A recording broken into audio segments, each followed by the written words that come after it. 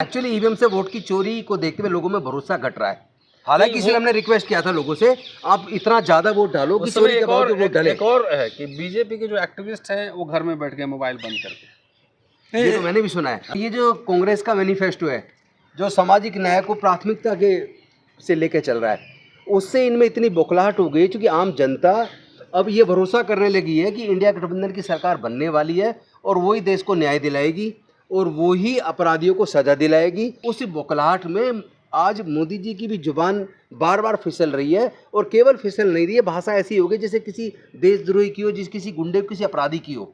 तो ये लाशों को लूटने के लिए उन्होंने प्राइम मिनिस्टर रिलीफ फंड को छोड़कर पीएम केयर फंड बनाया, जिसका कोई लेखा जोखा देश के फ्रॉड। सब फ्रॉड सर वही है जहां वो देश के तमाम लोगों के सिर्फ मंगलसूत्र नहीं सर, घड़ी और जेबी से पैसे लूटकर रखे हैं और लूट लिए, एक्सटॉर्शन किया है सर, वो लूटे हैं। और उसका जवाब अगर उनको हिम्मत है और भारतीय जनता पार्टी के अमित मालवीय को हिम्मत है तो पीएम केयर फंड का हिसाब किताब देश के सामने रखें। आखिर हरियाणा में लड़कियां जो पहलवान यहाँ बैठी हुई थी, उसके बारे में कोई प्रतिक्रिया है?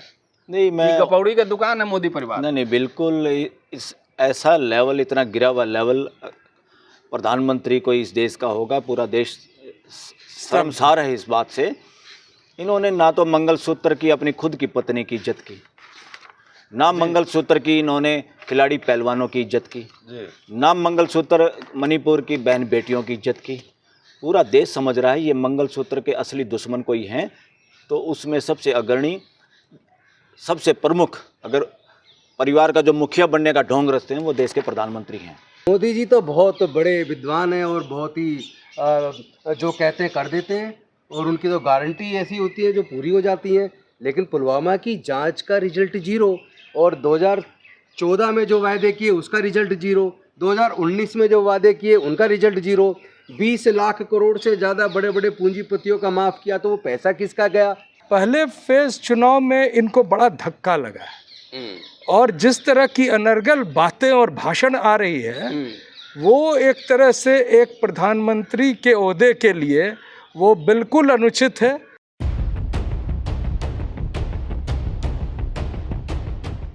प्रधानमंत्री नरेंद्र मोदी का भाषण अभी बहुत चर्चा में है।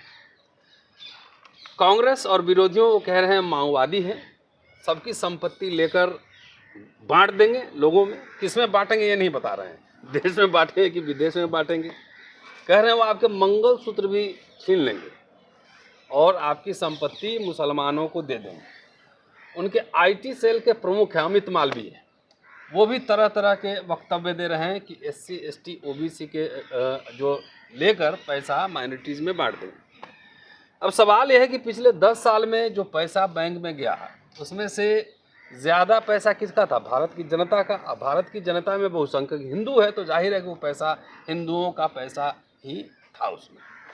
आखिर पूंजीपतियों को, कॉरपोरेट को जो वे ऑफ किए गए, लोन माफ़ किया गया, या जो लेकर लुटेरे भागे यहाँ भारत से, वो किसके पैसे थे? जो अडानी को इतना लाभ पहुँचाया जा रहा है, वो आखिर किसके संसाधन से, किसके पैसे से? इसका हिसाब कोई मोदी जी ने दिया? वो पैसा हिंदुओं का था जिसको लुटेरे लेकर भाग गए, उस पर चर्चा नहीं है। काला धन लाने की बात किए थे, लेकिन कुछ आ नहीं पाया। सवाल है कि उन्होंने जो मैनिफेस्टो जारी किया है बीजेपी ने, उसमें मोदी के 24 गारंटी है। अब तकरीबन 74 पेज का वो दस्तावेज है, और उसमें भाजपा की गारंटी नहीं है। उसमें सिर्फ मोदी की 24 गारंटी, उसमें कहीं सामाजिक न्याय, आरक्षण, इन शब्दों का कहीं उल्लेख नहीं है। कास्ट सेंसस का तो उल्लेख ही नहीं है। तो क्या ऐसा है कि जो इंडिया अलायंस है, या पर्टिकुलरली कहिए RJD या समाजवादी पार्टी, DMK या कांग्रेस, उसके मैनिफेस्टो में ऐसा क्या है कि पूरी एक फेज चुनाव के बाद बीजेपी घबरा गई है, नरेंद्र मोदी घबरा गए? मेरे हाथ में वो दस्तावेज है जो महज 40 पेज का है, और उसमें से ज़्यादातर इसमें फोटोग्राफ्स ही है। कांग्रेस का मैनिफेस्टो है। इसमें 7 न्याय की बात की गई है। हिस्सेदारी न्याय मतलब सोशल जस्टिस से जुड़ा हुआ है, और दूसरा युवा न्याय, तीसरा नारी न्याय, महिलाओं के लिए न्याय, किसान न्याय, 5वां श्रमिक न्याय, 6ठा संवैधानिक न्याय, और 7वां आर्थिक न्याय। अगर देश में सामाजिक आर्थिक गैर बराबरी है तो आखिर क्यों है और किसने पैदा किया, ये जानना जरूरी है।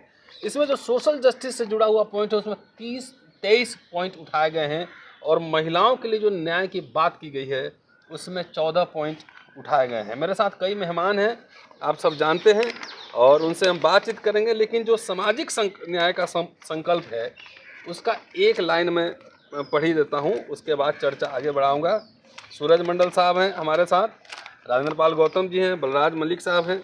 जो पहला पॉइंट है, परेशानी तो आखिर वही से हो रही है। किसको कह रहे हैं घुसपैठिया, कौन किसका माल ले जाएगा। एक भी मुसलमान, सिख या ईसाई इस देश का पैसा लूट कर विदेश में नहीं भागा। इस देश का पैसा जो लूट कर भागा है, अब सब जानते हैं, नाम बताने की ज़रूरत नहीं। कॉरपोरेट को जो पैसे मिल रहे हैं, कितने मिल रहे हैं, कितने बेवकूफ़ हुए हैं, बट्टा खाता में कितना डाल दिया गया, लाखों लाख करोड़ रुपए डाल दिए गए। पहला जो पॉइंट है मैं पढ़ देता हूँ, और उसके बाद जो नरेंद्र मोदी का भाषण, ये माओवादी है। अगर वेलफेयर स्टेट बनाना माओवाद है तो मैं समझता हूँ कि भारत का 90% लोग जो है माओवादी है, अगर माओवाद की ये परिभाषा है। पहला पॉइंट है, कांग्रेस राष्ट्रव्यापी आर्थिक, सामाजिक, जाति जनगणना कराएगी। इसके माध्यम से कांग्रेस जातियों, उपजातियों और उनकी आर्थिक सामाजिक स्थिति का पता लगाएगी। जनगणना से प्राप्त आंकड़ों के आधार पर कांग्रेस उनकी स्थिति में सुधार के लिए सकारात्मक कदम उठाएगी। सकारात्मक कदम उठाएगी, ये पॉइंट रखता हूँ। बहुत सारे पॉइंट्स हैं, इसमें डिटेल्स में हम बात करेंगे। लेकिन पहले चलते हैं सूरज जी के पास कि सूरज जी, अमित मालवीय ने जो ट्वीट किया है, जो इनका IT सेल का प्रमुख है, वो लोगों को भड़का रहा है। पैसा तो पूंजीपति लूट के 10 साल में भाग गए। टिप्पणी आपकी त्वरित। मैं सबसे पहले डॉक्टर साहब ये बताना चाहूँगा कि ये पहला फेज़ चुनाव समाप्त हुआ। पहले फेज़ चुनाव में इनको बड़ा धक्का लगा है, और जिस तरह की अनर्गल बातें और भाषण आ रही है, वो एक तरह से एक प्रधानमंत्री के ओहदे के लिए वो बिल्कुल अनुचित है। जिस शब्दों का प्रयोग किया जा रहा है, इस देश के मूल निवासियों के लिए जो घुसपैठिए शब्द का प्रयोग कर रहे हैं, और जो लोग यहाँ लूट कर बैठे हैं उनको ये सम्मान दे रहे हैं। इन्होंने कभी नहीं सोचा था कि घोषणा पत्र भी कभी चर्चा में आएगी। और राहुल गांधी जी ने जो अपनी न्याय यात्रा निकाली और तमाम लोगों से मिलकर, लोगों के जज्बात को समझकर उन्होंने ये दस्तावेज़ तैयार किया, जो उनको लगा कि इन मुद्दों की ज़रूरत। जैसे ही मुद्दे सामने आए कि भारतीय जनता पार्टी में एक अचानक बहुत बड़ा सदमा उनको पहुंचा, क्योंकि अभी तक वो देश को लूट रहे थे। उन्होंने भारत के संविधान में जो सोशलिस्ट, सेक्युलर, डेमोक्रेटिक, रिपब्लिक है, सोशलिस्ट शब्द को तो बिल्कुल मिटा ही डाला है। उस सोशलिस्ट शब्द के जगह पे कॉरपोरेट ले आया है। और जिस तरह से वो अडानी के हाथ में संपत्ति दे रहे हैं, उनको सबसे बड़ा भय लगा कि वाकई में अगर कांग्रेस आ जाएगी तो वो सर्वे कराएगी तो क्या पाएगी कि सारे देश की संपत्ति अडानी को दे दी गई है। और उसको झांपने के लिए फिर से हिंदू मुस्लिम का एक अनावरण तैयार किया जा रहा है। मैं आपको बताऊं, इन्होंने नीतीश कुमार की थूक चाट कर उनसे बिहार में सुलह किया। और नीतीश कुमार जी ने क्या किया था? जाति सर्वे के साथ साथ आर्थिक सर्वे भी किया था। बिहार में क्या किया उन्होंने? संपत्ति दे दी किसी एक समुदाय को। इससे तो पता चलता है कि किसके पास क्या है, किसकी स्थिति क्या है। और इस स्थिति से भारतीय जनता पार्टी भागना चाहती है, क्योंकि उन्होंने बिहार में एक भी महिला को बीजेपी वालों ने टिकट नहीं दिया है, और यहाँ महिलाओं को भड़का रहे हैं कि आपका मंगलसूत्र। देखिए, मंगलसूत्र की जो बात आप कर रहे हैं, मैं अपनी बात समाप्त करने के पहले इस बहुत ही एक संवेदनशील मुद्दे पर आना चाहूँगा। जो व्यक्ति अपने ही घर में, जिसका मंगलसूत्र को उन्होंने एक तरह से इररिलेवेंट बना दिया, निरर्थक बना दिया, जो पुलवामा में जो हमारे शहीद हुए, उनके मंगलसूत्र का क्या होगा? उनके लिए क्या एक जवाब है इनके पास कि कैसे 400 किलो RDX आया और क्या हुआ, कैसे उनकी जानें गई? अभी तक नहीं बताया। पिछले चुनाव को इसी मुद्दे पर उन्होंने लोगों से मांगी थी वोट, जिसका वो कहा था कि वोट डालने से पहले ये पुलवामा याद कर लें।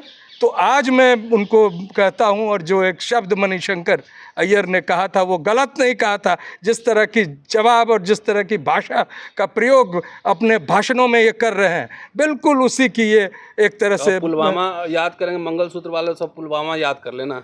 उनकी पत्नी का जो है रूह कांप जाएगा डॉक्टर साहब, जिस तरह से उनकी जो बेवा हैं वो रो रही हैं कि हमारे पति का, उनको शहीद का दर्जा नहीं देना चाह रहे हैं।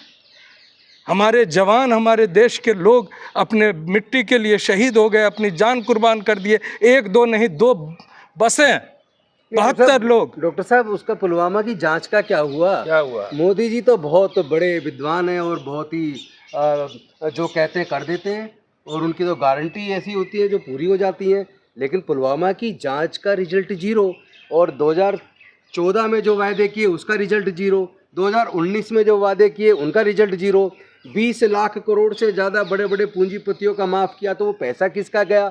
मैं समझता हूँ कि जो आप बता रहे हैं, एक बात स्पष्ट है कि जो भारतीय जनता पार्टी 400 पार का झूठा नारा दे रही थी, पहले चरण के मतदान से ये तो स्पष्ट हो गया कि भारतीय जनता पार्टी 150 तक सिमट रही है। इससे बौखलाहट डॉक्टर साहब बढ़ गई है। वो सवाल उसी पे मैं आ रहा हूँ, आगे आ जाइए सुनिए। सवाल ये है कि जब 400 पार हो ही रहा है, तो इतनी बौखलाहट क्यों कि फिर हिंदू, मुसलमान और माओवाद पर आ गए? ये अगर ये डॉक्यूमेंट दस्तावेज माओवादी दस्तावेज है, तो इसको तो इलेक्शन कमीशन बैन कर देना चाहिए। नहीं, एक्चुअल बात कुछ हो रहा है। हाँ, कोई भी इस देश में अगर सामाजिक न्याय की बात करेगा या गरीब को सत्ता में भागीदार बनाने की बात करेगा या जो गरीबों को उनका हक देने की बात करेगा, उसी सरकार को और ऐसे नेताओं को, ये बीजेपी की आदत रही है, वो उनको अर्बन नक्सली बोलते हैं। नहीं उसमें तो हम लोग सब फिट बैठते हैं। तो उसमें हम सबको अर्बन नक्सली बोलते हैं ऑलरेडी। और ये जो अमित मालवीय जो झूठ की फैक्ट्री बीजेपी की चला रहे हैं, ये इतना ज़्यादा झूठ फैलाते हैं, इनको मैं बता देना चाहता हूँ, देश की जनता मोदी जी के झूठे वादों से तंग आ चुकी है, 150 से नीचे लाने वाली है। आप जितना मर्जी झूठ फैला लें, जितना मर्जी आप कभी हिंदू के नाम पे, मुसलमान के नाम पे, दलित के नाम पे, आदिवासी के नाम पर आप कह रहे कि आदिवासी महिलाओं का, दलित महिलाओं का सब छिन जाएगा। मोदी जी ने कहा ना उनकी चांदी रखते हैं वो आदिवासी। अरे भाई, आप जरा देखिए, दलित पिछड़े आदिवासियों के पास है क्या? कुछ वो नहीं। मेहनत करके बड़ी मुश्किल से 2 वक्त की रोटी कमा पाते हैं। डॉक्टर साहब, आप किसको बेवकूफ बना रहे हैं? और सर, इस हद तक स्तर गिर जाना देश के प्रधानमंत्री का, अगर 400 पार ही आप हो रहे थे, तो इस हद तक इतने नीचे तक गिर जाना किसी देश के प्रधानमंत्री का, ये आज तक नहीं हुआ। ये बौखलाहट साफ नजर आती है। और मुझे लगता है कि मोदी जी नहीं, उनकी तो पूरी IT सेल और पूरे जो लोग उनके चेले बने हुए हैं, अंधभक्त बने हुए हैं, आपके पुराने दोस्त भी हैं उसमें। वो देश को शर्मसार कर रहे हैं, पुराने दोस्त। सर, मुझे शर्म आती है ऐसे दोस्तों को दोस्त कहते हुए। ये फोटो खिंचवाए थे इससे ज्यादा शर्म की कोई बात नहीं हो सकती कि जो न्याय की बात ना कर सके। आपको याद होगा M नागराज जजमेंट के अंदर माननीय सर्वोच्च न्यायालय ने क्या कहा था? उन्होंने प्रमोशन में रिजर्वेशन देने के मुद्दे पर ये कहा था कि इसके लिए सर्वे होना चाहिए कि, और रिप्रेजेंटेशन, एडुकेट रिप्रेजेंटेशन तो होना चाहिए, लेकिन उसके लिए सर्वे होना चाहिए। सर्वे कैसे होगा? जब सर्वे होगा तभी तो पता चलेगा रिप्रेजेंटेशन किसको कितना मिला। तो अगर आर्थिक सर्वे करवाने की और जाति जनगणना कराने की कोई राजनीतिक पार्टी अगर बात कर रही है, मैं कहता हूं इसका स्वागत तो सभी पार्टियों को खुले मन से करना चाहिए, और एकजुट होकर, एक राय होकर इसको जल्दी से करवा देना चाहिए। इसमें किसी को आपत्ति क्या है? और इस तरह झूठ बोलकर कि आपका मंगलसूत्र छीन लेंगे, डॉक्टर साहब, एक लाइन में जोड़ना चाहूंगा। इससे ज्यादा घटिया मजाक जो देश के प्रधानमंत्री देश की जनता के साथ कर रहे हैं, मुझे नहीं लगता कोई और कर सकता है। सर, ये आदिवासी महिला की बात कर रहे हैं। हसदेव जंगल लुट रहा है, अडानी को दे दिया है, बेतहाशा जंगल कट रहे हैं, लाखों आदिवासी महिलाएं सड़कों पे हैं। और आप देखिए सर, मणिपुर में महिला निर्वस्त्र हो गई और ये शख्स अपना मुंह जबान बंद रख गया भी नहीं, गैर जाना छोड़िए डॉक्टर साहब, ये मुंह जबान बंद रखा, मुंह पे ताले लग गए इसके।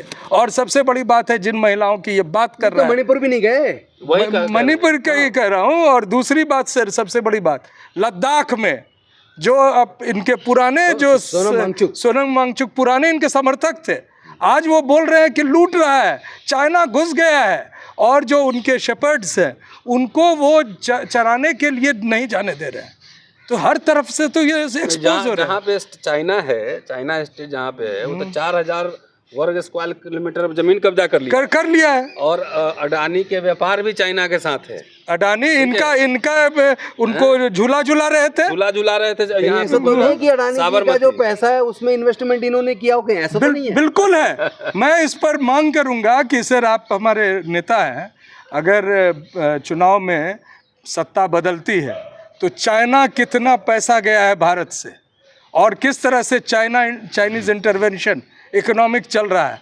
ये जो बात कर रहे हैं आज कि आपके संपत्ति छीने जाएगी, सारा संपत्ति तो ये छीन लिया, बचा क्या है लोगों के पास? लोगों के पास अब सिर्फ उनके बलराज इससे ले लेते हैं। अभी नारी की बात रही, मंगलसूत्र छीनने की बात है, मेरे पास दस्तावेज हैं जी, और महिलाओं के बारे में है, इसमें 14 न्याय की बात की गई है। और पहला जो है एक ही पढ़ देता हूँ, बाकी तो सब ऑनलाइन मिल जाएगा। ये कांग्रेस ने प्रत्येक गरीब परिवार, भारतीय परिवार को बिना शर्त नगद हस्तांतरण के रूप में 1 लाख रुपए प्रति वर्ष प्रदान करने के लिए एक महालक्ष्मी योजना शुरू करने का संकल्प लिया है। हितग्राहियों की पहचान सबसे जरूरतमंद परिवारों में से की जाएगी। जो ट्राइबल वुमेन को एड्रेस कर रहे थे मोदी जी, तो इसमें लिखा है कि सबसे जरूरतमंद, जो सबसे गरीब है उसको गांव का पहचान की सबसे जाएगी। गरीब, हाँ, जिसमें ट्राइब्स आएंगे, दलित आएंगे, अति पिछड़े आएंगे ज़्यादातर। तो ये बात कह रहे हैं, वो कह रहे हैं कि कांग्रेस और ये मंगलसूत्र छीन लेंगे। आखिर हरियाणा में लड़कियां जो पहलवान यहाँ बैठी हुई थी, उसके बारे में कोई प्रतिक्रिया है?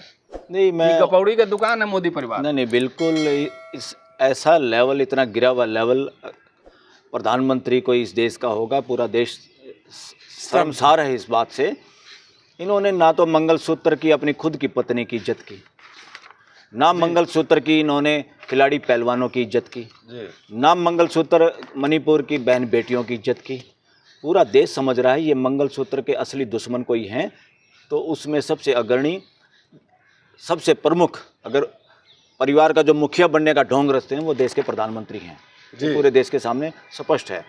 रही बात ये लोगों को कह रहे हैं, इसका मतलब लोगों की संपत्ति बांट देंगे।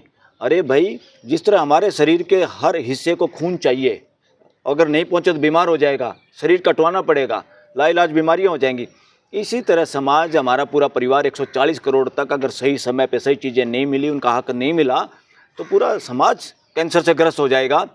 और उसके लिए जिम्मेवार सबसे ज़्यादा अगर कोई होगा तो इस देश का प्रधानमंत्री होगा, इनकी पार्टी होगी, और इनके पीछे बैकअप जो है आरएसएस इसके लिए जिम्मेवार है।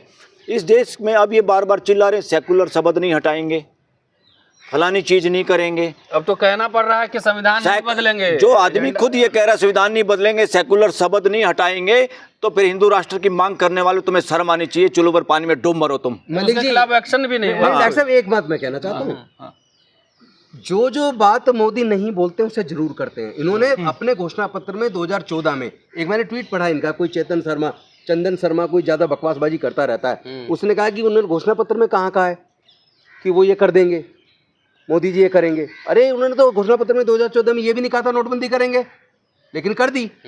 उन्होंने ये भी नहीं कहा था जीएसटी लागू करेंगे, लेकिन कर दी। उन्होंने ये भी नहीं कहा था एफडीआई लेकर आएंगे, लेकिन ले आए। संसद में सर झुका है, संसद में बदल दिए। तो ये जिस संसद में ये माथा टेक रहे थे लेटकर, वो संसद ही दूसरी बना दी। सर, इसका मतलब स्पष्ट है कि एक तो मोदी जी जो नहीं कहते हैं वो जरूर करते हैं। नंबर 2, पहले मेरा मत था कि ये 200 से नीचे आएंगे, लेकिन जिस स्तर पर अब इनका स्तर गिर गया भाषा का, प्रधानमंत्री जी का और उनके चेलों का, अब स्पष्ट है कि वो 150 से भी नीचे आ रहे हैं। सर, एक चीज़ मैं बताना चाहूँगा, 2 बहुत बड़े हादसे हुए इस देश में। नोटबंदी के बाद किस तरह से मजदूर परिवार सब आ रहे थे, आपने देखा होगा।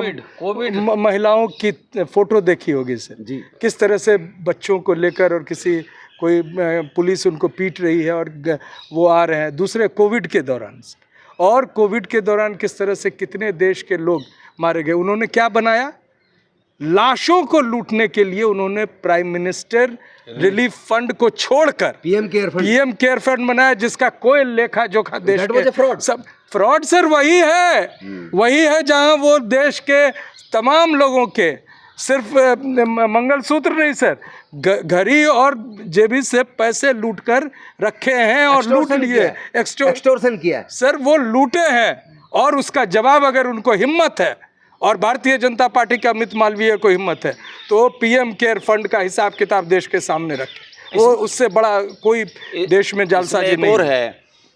भाई, अपना फोटो चिपका के लोगों को डिग्निटी पे हमला करके, जो देश के लोगों की चीज़ है और देश की चीज़ देश के लोगों की है, जो ज़रूरतमंद है, उसको फ्री कह के, निःशुल्क की बजाय, उचित शब्द यूज करने की बजाय प्राइम मिनिस्टर फ्री का राशन यूज करते हैं, हमला करते हैं देश की डिग्निटी पे, ज़रूरतमंदों पे। इसका मतलब वो फ्री का राशन दे के सबसे बड़ा नक्सलवादी तो फिर कौन हुआ? नरेंद्र मोदी। राशन क्यों देना पड़ रहा? उसको ये छुपाने के लिए जो आदमी देश को ये चाहते हैं कि हमारे लोगों को निःशुल्क राशन पे हाथ ना फैलाना पड़े, वो सब सक्षम है। उन्हीं की तो मेहनत का दुरुपयोग करके रोजगार दो ना। धन संचय हो रहा है। जितना इस देश में असमानता है उसके पीछे एक ही है, समतल भूमि पे पानी बारिश का नहीं रुकता, चलता रहता है और भूमि उसको पी जाती है, खत्म हो जाता है, सब जगह पानी पहुंच जाता है। गड्ढों में पानी खड़ा होता है। ये गड्ढे कौन हैं? जो टैक्स की चोरी करते हैं, जो भ्रष्टाचार करते हैं, जो देश की खदानों को औने पौने भाव में लेकर चोरी चकारी से ज़्यादा खोदते हैं, वही लोग पूंजीपति हैं। वो पूंजी का पैसा ये लोगों को इलेक्शन में देते हैं और इलेक्शन पे कूद के 20 लाख का सूट प्राइम मिनिस्टर पहनता है और वही आदमी पैसा लेके भाग जाता है, नीरव मोदी। और ये कहते लोगों को ले आएंगे, पकड़ के ले आएंगे, हमने ये कर दिया, हमने वो कर दिया, हमने चांद पे फलाना वो पहुंचा दिया। वो ड्रामेबाजी करके साइंटिस्टों को जो जाना चाहिए वहाँ से वो नीरव मोदी आज तक नहीं आ लिया और बड़ी बड़ी बातें करते हैं। चाइना बल्कि 4000 किलोमीटर के अंदर घुस गया, एक नीरव मोदी इनको पकड़ में आया नहीं। ये सारे के सारे इनके अपने लोग हैं, इन्होंने खुद भगाए हैं। प्राइम मिनिस्टर का हाथ है इन आदमियों को भगाने में। नीरव मोदी हो, गृह मंत्री का भी हाथ है, या इनकी वित्त मंत्री का भी हाथ है। ये सब शामिल हैं, जो टीम है इनकी, ये सब शामिल है नीरव मोदी को भगाने में। और वो जो क्या जी न्यूज़ का मालिक जो है सुभाष चंद्रा, उसको एमपी बनाते हैं और एमपी बना के भी भगा देते हैं, क्योंकि उनके सारे को चैनल इनके गीत गा रहे हैं, वो कब्जा किया हुआ है। अगर जांच सही करती है हमारी सुप्रीम कोर्ट और हाई कोर्ट एक्टिव हों तो ये सारी की सारी बोलने की हिम्मत नहीं होती किसी प्राइम मिनिस्टर की, इस तरह की बेहुदी बातें। इससे तो ये लगा कि हमने प्राइम मिनिस्टर देश ने जो चुना था, जो उम्मीद से चुना था, देश के सामने एक्सपोज हो गया कि हमने तो बहुत एक लो लेवल के आदमी को इस पोस्ट पर लिया है, जो कि कॉन्स्टिट्यूशन। उस पर बात करेंगे, पॉइंट पे आते हैं, बात करते हैं। जी। पॉइंट पे उन्होंने कहा सबका संपत्ति ले लेंगे। मैं आर्थिक नीति पढ़ रहा था और उद्योग को लेकर जो है ना, जो नीति है, कहीं नहीं कह रहा कि पूंजीपति, अगर मैं होता इस बनाने में तो मैं कहता कि पहले अडानी अंबानी का हम नेशनलाइज करें। मैं अगर होता इस बनाने में तो, लेकिन वो बात नहीं कर रहे हैं, आर्थिक न्याय करेंगे। पहला पॉइंट है, कांग्रेस अगले 5 वर्षों में सकल घरेलू उत्पाद जीडीपी में मैन्युफैक्चरिंग की हिस्सेदारी 14% से बढ़ाकर 20% करके भारत को मैन्युफैक्चरिंग का केंद्र बनाने का संकल्प लेती है। एक ही पॉइंट मैं पढ़ रहा हूँ, बाकी पे तो आप चर्चा हो जाए। कहीं नहीं लिखा है कि हम डिस्करेज करेंगे, सबको पकड़ लेंगे। और कह रहे हैं कि कुछ जो कांग्रेस सभी व्यवसायों को समान अवसर मुहैया कराएगी। एकाधिकार, एक कंपनी का प्रभुत्व, और अल्पाधिकार, कुछ कंपनियों को प्रभुत्व का विरोध करती है। भारत एक खुली और प्रतिस्पर्धा से भरा अर्थव्यवस्था बने, इसके लिए कांग्रेस भारतीय प्रतिस्पर्धा आयोग को मजबूत करेगी। तो ये है, कह रहे हैं, जरूर ये कह रहे हैं कि कांग्रेस कॉर्पोरेट कराधान संरचना को सरल बनाएगी और टैक्स टेररिज्म को समाप्त करेगी। मतलब ये कह रहे हैं कि जो एकाधिकार कंपनी है उसको कंट्रोल करेंगे, मोनोपोली कैपिटलिज्म की बात कर रहे हैं। तो इसको तो नेशनलाइज ही कर देना था पहले। सर, ये सबसे मैं कंक्लूड आप करें, मैं एक बात रखना चाहूँगा कि अभी जो इलेक्टोरल बॉन्ड का जो आया दस्तावेज, ये स्पष्ट हो गया है कि देश को लूटा किसने है। एक्सटोर्शन, कि आपको हम पैसे दो और फिर और लूट लो। तो ये तो देश की जनता को तय करना है। ये बौखला गए हैं, ये इनको डर लग गया है, ईवीएम के बावजूद ये हारने वाले हैं। ये परिस्थिति को उन्होंने सोचा नहीं था। ईवीएम से वो समझते थे कि हम किसी भी ईवीएम से वोट की चोरी के बावजूद भी वो हार रहे हैं, हार रहे हैं। और उसके बावजूद एक इंटरेस्टिंग बात मैंने फैक्ट चेक की कि 1952 में पहला चुनाव हुआ था, ठीक है, और इलेक्शन कमीशन मुझे पता है बहुत दिनों तक कुछ खर्चा नहीं करती थी प्रचार में, तब भी, जबकि संसाधन भी नहीं थे उस समय, तब भी 55-60% वोटिंग हो जाती थी। आज इलेक्शन कमीशन करोड़ों अरबों रुपए प्रचार में खर्च की है। कॉलेज में बच्चों को मोबिलाइज करने गई है, वैन में प्रचार हो रहा है, सब कुछ हो रहा है, उसके बावजूद वोटिंग परसेंटेज कम हो रहा है। वो इलेक्शन, एक्चुअली ईवीएम से वोट की चोरी को देखते हुए लोगों में भरोसा घट रहा है। हालांकि इसलिए हमने रिक्वेस्ट किया था लोगों से, आप इतना ज्यादा वोट डालो कि चोरी के बाद वोट डालें। एक और है कि बीजेपी के जो एक्टिविस्ट हैं वो घर में बैठ के मोबाइल बंद करके, ये तो मैंने भी सुना है। हाँ, कि बीजेपी आरएसएस के लोग भी देख रहे हैं कि ये देश को लूट रहे हैं, देश को बर्बाद कर रहे हैं, तो कहीं ना कहीं नौकरी तो उनके बच्चों को भी चाहिए ना। बिल्कुल। अच्छा, ये बताइए आप, अंतिम सवाल, उसके बाद आप कंक्लूड करेंगे आप दोनों। ये जिस तरह की भाषा का प्रयोग कर रहे हैं प्रधानमंत्री, इलेक्शन कमीशन की विश्वसनीयता बाकी गिर गई है कि उस पर कोई एक्शन नहीं। आज तो एक सूरत में अनोपोज जितवा दिया, कांग्रेस के 2 जो कैंडिडेट थे रिजेक्ट करवा दिया और एक को अनअपोज्ड जितवा दिया दलाल साहब को। और सर्टिफिकेट भी जारी हो देखो, मैं इसके आपको बता रहा हूँ, जो राय है, जो एडवोकेट्स में चर्चा है, मैं उसको स्टिक मानता हूँ, ये सही बात है।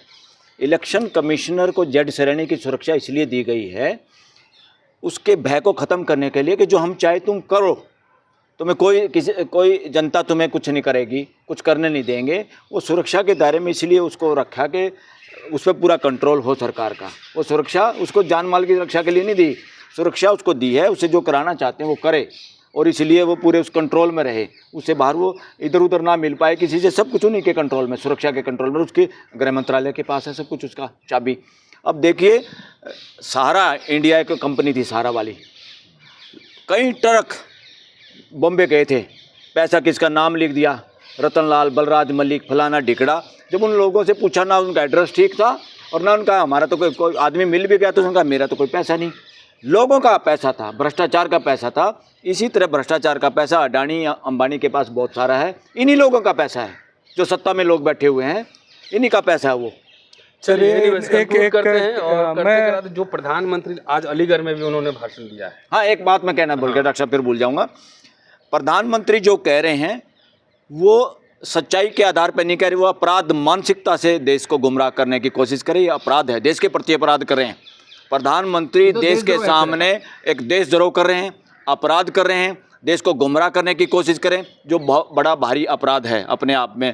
ऐसे प्रधानमंत्री के ऊपर कानून अपना शिकंजा कस सकता है। इस तरह की अलाउड झूठी खबरें फैलाना, लोगों को भ्रमित करना, किसी को नहीं। पहले 15 लाख का भी जैसे इन्होंने कहा था जुमला है, ये थोड़े दिन में बाद में कहेंगे, जब इलेक्शन हार जाएंगे, जब इनको कोई गिरफ्तार करने पहुंचेगी दूसरी सरकार, जो कि इनकी पूरी संभावना है, तब ये कहेंगे ये तो जुमला था, हमने वैसे कह दिया था। नहीं, एक सेकेंड, हम लोग 10 साल से ये बात कह रहे हैं कि संविधान खतरे में है, लोकशाही खतरे में है। संविधान बचाओ संघर्ष समिति हम लोगों ने बनाया था, आप उसके पार्ट थे। बिल्कुल। और उसके आधार पर ही भारत बंद का आह्वान किया था रोस्टर के इशू पे। वो बात अब पॉलिटिकल पार्टी अब समझ रही है, और इस इलेक्शन में एक बड़ा चुनावी एजेंडा बन गया है संविधान और बिल्कुल बिल्कुल। दूसरी बात है, जिस तरह से एक तरह से लंपट कैपिटलिज्म का ग्रोथ हो रहा है। हाँ। और कांग्रेस जो पहले सोशलिस्ट पैटर्न पे थी, या पहले जो भी थोड़ा सा समाजवाद के प्रति झुकाव था, वेलफेयर स्टेट था, उस पर कांग्रेस लौटने की कोशिश कर रही है दस्तावेज से। अगर इसको सही माने तो इसका 60% भी अगर लागू कर देगी तो हम समझे बहुत काम हो गया। तो क्या इस वजह से एक फ्रस्ट्रेशन, अब हिंदू राष्ट्र ही भूल गए, हम कह रहे हैं कि संविधान हम नहीं बदलेंगे, उनको डिफेंस में जाना पड़ रहा है, डिफेंड करना पड़ रहा है।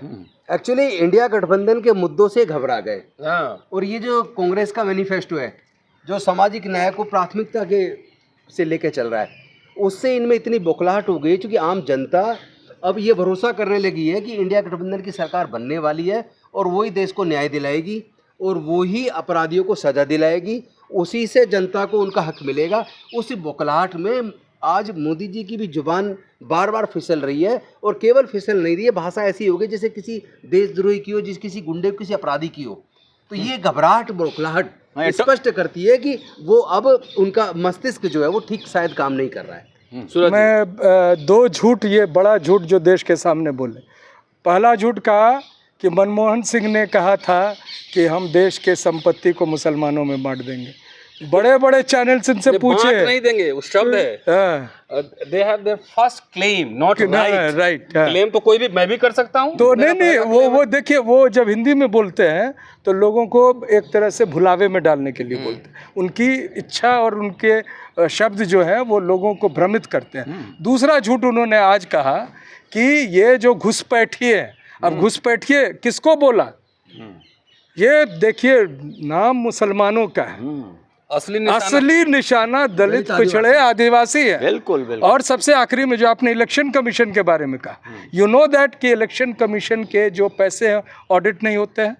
करोड़ों करोड़ों रुपया कहा गया कि हम लोग प्रचार में खर्च किए, वो खर्च हुआ कि नहीं हुआ? 32 लाख EVM गायब है, वो कहाँ है? There is no audit of election commission.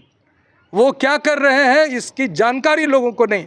वो आपको जो पिछले चुनाव में, पिछले सुनवाई में सुप्रीम कोर्ट में जब बताया गया कि केरल में 4 EVM मशीन जो 22 अधिक वोट दिए हैं बीजेपी को, तो उन्होंने कहा, इसकी सुप्रीम कोर्ट ने कहा आप जांच कीजिए। लंच के बाद उनके वकील कहते हैं कि ये सिर्फ कंप्लेंट है, इसमें कोई सच्चाई नहीं है, ही जजमेंट दे रहे हैं, जबकि वहाँ पर वीडियो अवेलेबल है। तो इस तरह से देश के सामने बड़ा संकट है।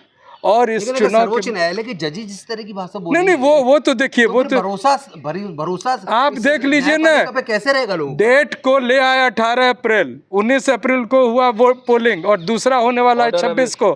ऑर्डर हवा में लटक रहा है।